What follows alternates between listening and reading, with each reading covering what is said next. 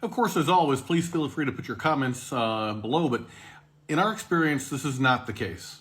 Aftermarket alternators work fine.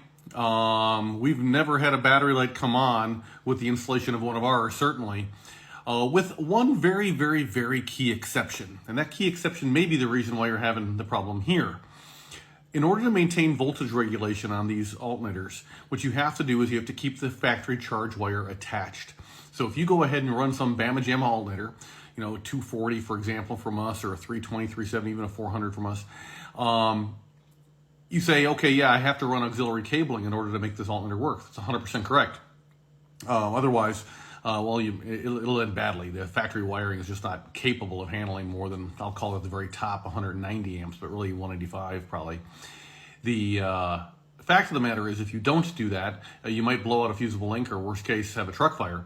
But if you do not run an auxiliary cable in addition to the factory cable, if you just run it instead of, you just tape off the factory charge wire, what will happen is you will push that alternator to charge at its maximum oomph, at its maximum capabilities all the time. You'll lose voltage regulation, and that will cause you to be charging at 15 volts or something like that. So if your battery light's coming on, grab a digital voltmeter and go ahead and attach it to one of the batteries and see what you're charging at. If you're charging at 15 or whatever, recognize your batteries can only take so much extra.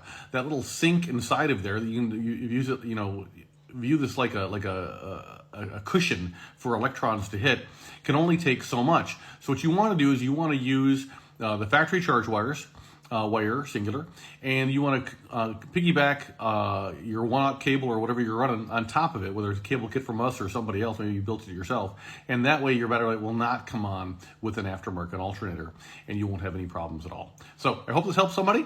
If you have a different experience and you want to share, please put it in the comments below and we'll talk about it. All right? FICMRepair.com. We're all in this together. Thanks, guys.